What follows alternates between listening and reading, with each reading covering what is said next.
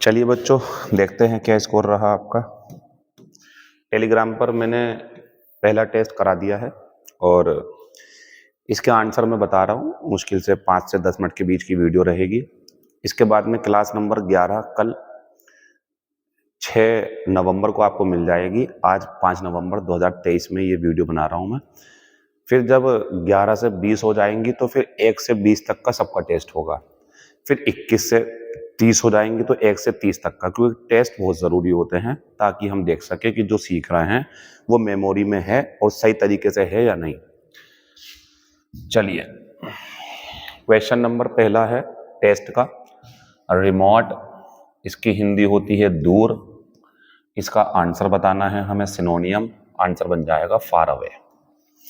Contiguous, इसका antonym बनेगा क्योंकि इसकी हिंदी होती है नजदीक। एम्बिग्यूअस, जिसके एक से ज्यादा अर्थ हों। कंजेक्चर, अनुमान। अगर आप सोच रहे हैं सर इनके भी मीनिंग लिखा दो, तो ये थोड़ा सा मुझे हार्ड वर्क लगेगा, स्मार्ट वर्क नहीं लगेगा, क्योंकि तो हो चुका ना पहले। तो टेस्ट में सिर्फ 2-3 शब्दों की मीनिंग बताएंगे आपको। क्वेश्चन नंबर दूसरा, गिव ऑफ। बच्चों ये एक ईडियम है, सॉरी ये फ्रेजल वर्ब है। इसका मतलब होता है उत्सर्जित करना। उत्सर्जित करना, गिव ऑफ, जिसके लिए आपको पढ़ा दिया गया है कि हमारा आंसर एमिट होगा। क्या हो रहा है इस क्लास के अंदर? इस क्लास के अंदर हो रहा है कि पिछले 10 दिन में जो हमने वोकेबलरी तैयार करी है उसमें क्या स्कोर कर पा रहे हैं हम सीखने के बाद में। तो स्कोर चेक करना अपना इस वीडियो के खत्म होने के बाद, कितने सही कितने गलत जरूर कमेंट करना। मैं इंतजार करूंगा आपका और मैं उस पर देख लूंगा कि क्या क्या स्कोर रहा आपका। ठीक है, क्लास नंबर 11 में बताएंगे कि क्या स्कोर बेहतर था, क्या मॉडरेट था, ठीक ठाक, क्या बहुत बढ़िया था। तो आपका स्कोर देख के बताएंगे। नाम नहीं लेंगे लेकिन बताएंगे कि हाँ ये अच्छी स्थिति में है, ये थोड़ी मेहनत करने की जरूरत है। पहले का आंसर तीसरा होगा या दूसरे का। एनेमी होता दुश्मन, लेकिन हमें बताना था एंटोनियम, तो हमारा आंसर हो गया अलाई। ये भी इसका सिनोनियम है, ये भी इसका सिनोनियम है, क्योंकि ये भी दुश्मन होता, ये भी दुश्मन होता और ये भी, तो ये तीनों एक दूसरे के क्या है, सिनोनियम। लेकिन हमसे पूछा गया था एंटोनियम, तो आंसर होगा अलाई यानी कि साथी। A person who can nether read nor right, ऐसा व्यक्ति जो ना तो पढ़ सकता है ना लिख सकता है, उसे बोलते हैं बच्चों अनपढ़। बात आती है सर हमने तो आंसर इसका ये लगा दिया, ये कुछ और है। ऐसा राइटिंग जिसे पढ़ा नहीं जा सकता तो वो इलेजिबल होगा, और वो व्यक्ति जो पढ़ लिख नहीं सकता वो इलिटरेट होता है।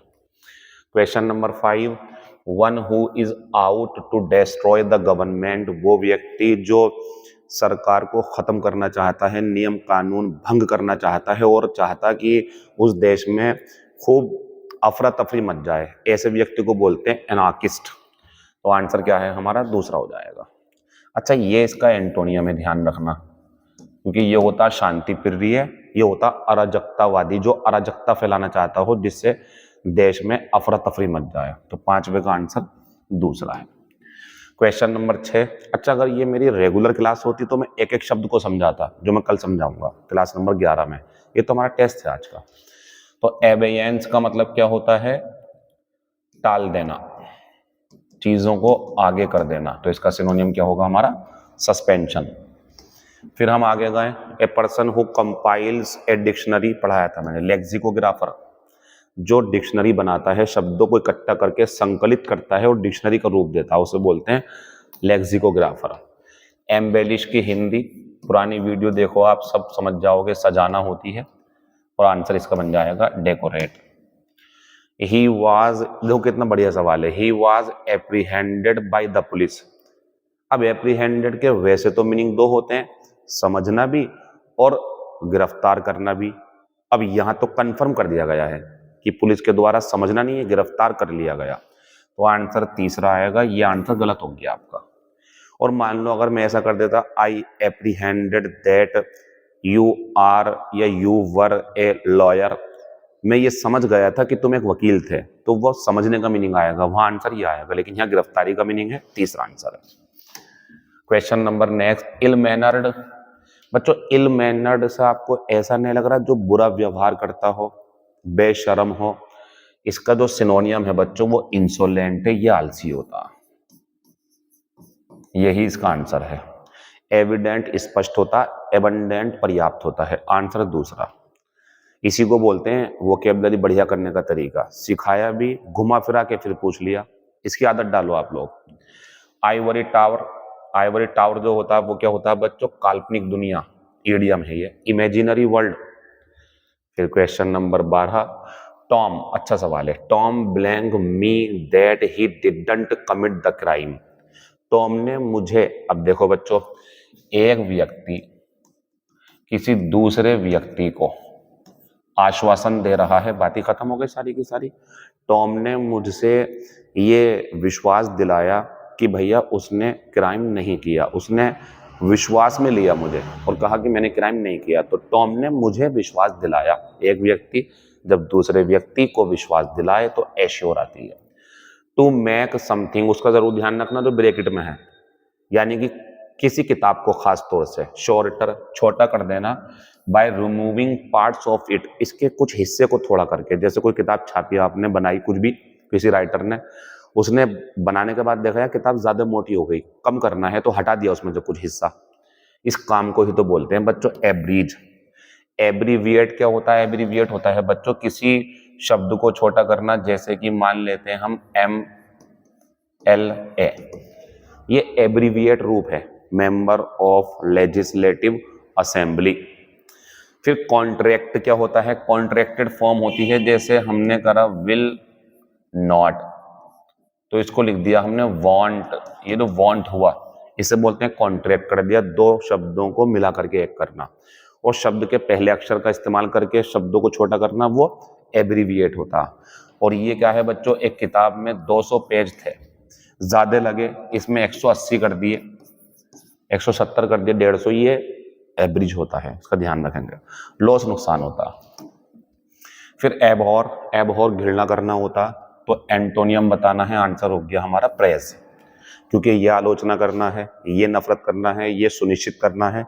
लेकिन हमारा तो आंसर तारीफ करना आएगा ना, क्योंकि वो होती नफरत करना। फिर आगे बढ़े, a person who is not sure. Not sure का मतलब वही है डाउट, जिसे डाउट हो। तो जो भगवान के अस्तित्व पर शक करता हो, पक्का नहीं कहता कि है या नहीं है, ऐसे व्यक्ति को एग्नोस्टिक बोलते हैं। और अगर यहां ये होता जो विश्वास ही नहीं करता, अथीस्ट, जो विश्वास करता थीस्ट, लेकिन यहां ये है जो श्योर नहीं है कि भगवान है भी, यानी उसे पता ही नहीं, कुछ शक में रहता वो, उसे बोलते हैं एग्नोस्टिक। लेसन की हिंदी होती कम करना, मुझे बताना एंटोनियम इंटेंसिफाई। सिनोनियम पूछते तो ये होता। आंसर हो गया दूसरा।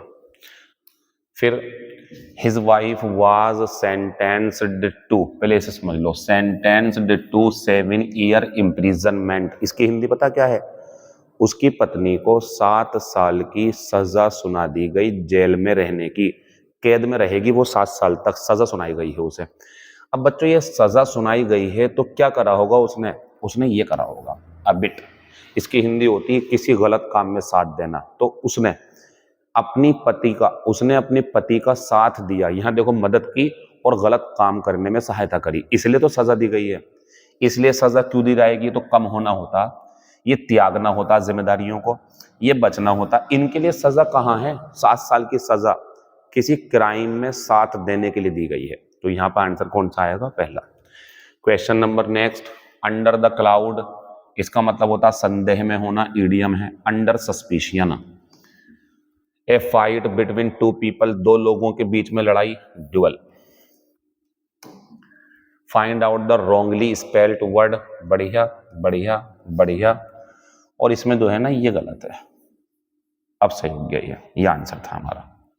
यानी कि आंसर ये नहीं है, आंसर चौथा है हमारा। कभी आप उन्हें लगा लो, वो तो सही है, हमसे कौन सी पूछी, गलत कौन सी है, तो गलत ये वाली है। तो आंसर हमें कौन सा लगाना पेपर में? डी।